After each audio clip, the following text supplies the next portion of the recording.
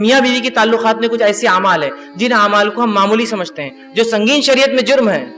کبھی کبھار لگتا ہے یار یہ بہائی تو نہیں جو بات کہی جا رہی، یہ بہائی نہیں ہے، یہ شریعت کا علم ہے۔ اگر میں اپنی خواہش کی بنیاد پر آپ سے کہوں گا تو بہائی ہے، لیکن شریعت کا علم اور ایک حرام چیز سے بچنے کے لیے بات کہی جا رہی ہے، جو نبی اکرم صلی اللہ علیہ وسلم جو سب سے زیادہ پاک باز، سب سے زیادہ باحیا شخصیت تھے، ان کے منہ سے اور ان کے زبان سے نکلے ہوئے الفاظ ہے یہ، تاکہ امت اس گناہ سے بچ جائے۔ اس اعتبار سے میں بھی یہ باتوں کو رکھ رہا ہوں، ٹھیک ہے۔ تو پہلا گناہ جس چیز کو معمولی سمجھا جاتا ہے ہمارے سماج میں میاں بیوی کے تعلقات میں، وہ یہ ہے کہ جو ہے بیوی کا اپنے شوہر کو ہم بستری سے انکار کرنا، اپنے شوہر کو اپنے نزدیک آنے سے انکار کرنا۔ نبی اکرم صلی اللہ علیہ وسلم نے جامع صغیر کے اندر یہ روایت آتی ہے، آپ نے فرمایا جب شوہر اپنے بیوی کو بلائے، ہم بستری کے لیے بلائے، تو عورت پر واجب ہے کہ وہ فوراً اس کی بات مان لے، سوائے شرعی عذر کے وہ انکار کر سکتی۔ شرعی عذر،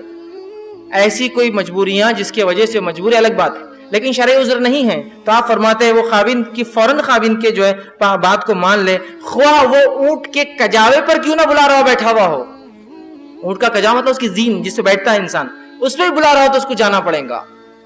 اس کو انکار نہیں کر سکتی ہے وہ۔ اس معاملے کو خواتین جو بیویاں ہیں جو اپنے شوہر کا حق دینا چاہتی اس بات کو یہ مد نظر رکھے، اس لیے کہ جب اس معاملے میں رسول اللہ فرما رہے کوتاہی ہوتی ہے نا، شریعت نے کیوں اہمیت دی اس بات کو، اس میں کوتاہی ہوتی ہے تو انسان پھر دوسری جگہ خواہشات پوری کرنے کی کوشش کرتا ہے، پھر وہ برداشت نہیں ہوتا ہے عورت کو، یا پھر وہ سوچتا ہے کہ یہ بیوی تو میری راضی نہیں ہوتی، اس کی اپنی مرضی ہوتی ہے۔ اس معاملے میں غیر شرعی بنیادوں پر انکار کرنا، یوں ہی انکار کرنا یا اپنی ضد پر اڑ جانا، یہ بہت سنگین جرم ہے۔ دوسری روایت میں آپ صلی اللہ علیہ وسلم صحیح بخاری کی روایت آپ نے فرمایا جب شوہر اپنی بیوی کو ہم بستری کے لیے بلائے اور بیوی انکار کر دے اور شوہر اپنی بیوی سے ناراضگی کی حالت میں سو جائے تو ساری رات، اور اگر وہ سوتا رہے ساری رات اگر ناراض رہے تو اس عورت پر صبح تک کے لیے فرشتے لعنت بھیجتے رہتے ہیں، فرشتے بددعائیں بھیجتے رہتے ہیں جو عورت اس طرح سے کرے، ٹھیک۔ دوسری چیز جو میاں بیوی کے تعلقات میں جس گناہ کو معمولی سمجھ لیا گیا ہے جبکہ شریعت میں اتنا سخت گناہ ہے، وہ یہ ہے عورت کا بنا کسی شرعی عذر کے اپنے خاوند شوہر سے طلاق کو ڈیمانڈ کرنا کہ بھائی مجھے طلاق دے دو، مجھے چھوڑ دو، مجھے چھوڑ دو، بنا کسی شرعی عذر کے۔ شرعی عذر ہو سکتے ہیں لیکن بنا شرعی عذر کے ڈیمانڈ کرنا یہ سخت گناہ ہے۔ صحیح جامع صغیر کی روایت ہے، آپ صلی اللہ علیہ وسلم فرمائے بغیر عذر کے خلا لینے والیاں اور اپنے شوہر سے چھٹکارا حاصل کرنے والیاں، گھر اجاڑنے والیاں، یہ اس امت کی منافق ہے،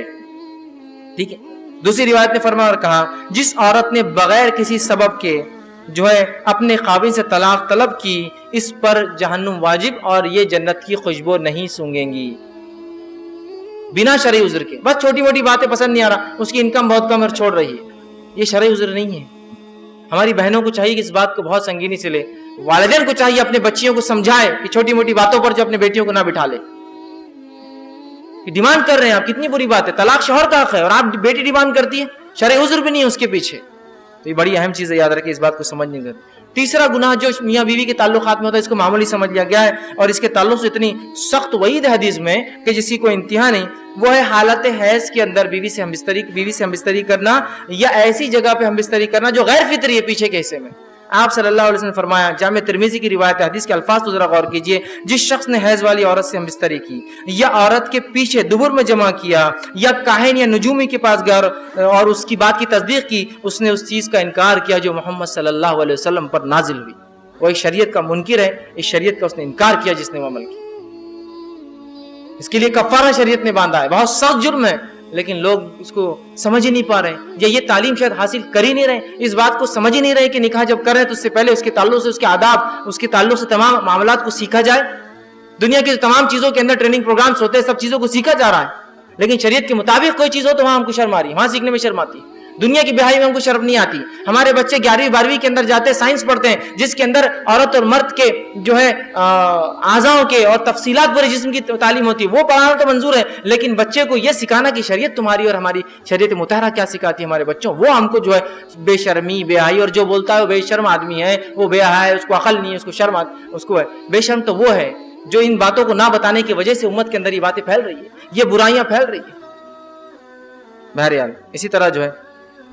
جو باتیں میاں بیوی کی تعلقات کی میں چوتھا گناہ جس کو معمولی سمجھ لیا گیا وہ یہ ہے کہ کسی غیر محرم عورت کے ساتھ خلوت میں اکیلے میں ملاقات کرنا اور کسی غیر محرم عورت سے ہاتھ ملانا، یہ بہت سخت بری بات ہے۔ نبی اکرم صلی اللہ علیہ وسلم فرماتے ہیں اس کے تعلق سے، آپ نے فرمایا، ترمذی کی روایت ہے، جب بھی کوئی آدمی کسی غیر محرم عورت کے ساتھ تنہائی میں ملتا ہے تو وہ 2 نہیں، تیسرا ان میں شیطان ہوتا ہے، وہ 3 ہو جاتے ہیں۔ اور میری بات یاد رکھیے، جب بھی بارود اور آگ، چاہے کتنے بھی اچھے دوست ہو،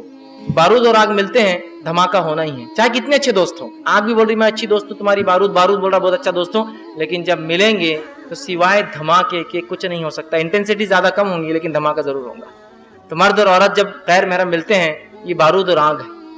ये कभी भी कितनी अच्छी नीयत से मिले, ये धमाका होना ही, ये कभी साथ नहीं रह सकते हैं। ठीक, इसी तरह आप सल्लल्लाहु अलैहि वसल्लम ने फरमाया और कहा, औरत से हाथ मिलाना तो बहुत दूर की बात है, औरत का ताल्लुक से धक्का लगना क्या है उसके बारे में क्या, तो हाथ मिलाना बोले तो पकड़ना हो जाता है, इसी धक्के के ताल्लुक से आप फरमाते हैं। और आपने फरमाया, सही जो है जामे सगीर की रिवायत है, तुम में से किसी शख्स के लिए एक कील लेकर अपने सर में मार लेना, ठोक लेना, और जाहिर सी बात सर में कीला ठोकेंगे तो क्या होगा, समझ रहे ना आप, सर में कील लेकर ठोक लेना ज्यादा बेहतर है इससे कि किसी गैर महरम को छुए, धक्का लगाए। कील लेके ठोक लेना ज्यादा बेहतर है बनिस्बत इसके किसी गैर महरम को धक्का लगे। यहाँ हाथ मिलाने में धक्का कहाँ लगता है, हाथ मिलाया जाता है पूरा, और इसको फख्र, स्टेटस और पता नहीं क्या क्या समझा जा रहा है। ये काय का फख्र और काय का स्टेटस, ओछापन है मेरे नजदीक। तो ये नबी अकरम सल्लल्लाहु अलैहि वसल्लम ने कभी किसी औरत का नंगा हाथ देखना भी पसंद नहीं किया, खुला हाथ। एक बार एक खातून जिसको इल्म नहीं था शरीयत का, वो मदीना आई और बैत आप उनके पास बैत करने के लिए आई, उसे पता नहीं था कि औरतों की बात अल्लाह के रसूल कैसी लेते हैं। वो आए और अपना हाथ डाल दिया आसम के सामने बैत के लिए, आसम फौरन अपने हाथ पीछे के नजर पड़े और कहा, मोहम्मद किसी औरत के नंगे हाथ को छूना तो दूर, नंगे हाथों को देखना भी पसंद नहीं करते हैं। और आपने चेहरा फेर लिया उससे।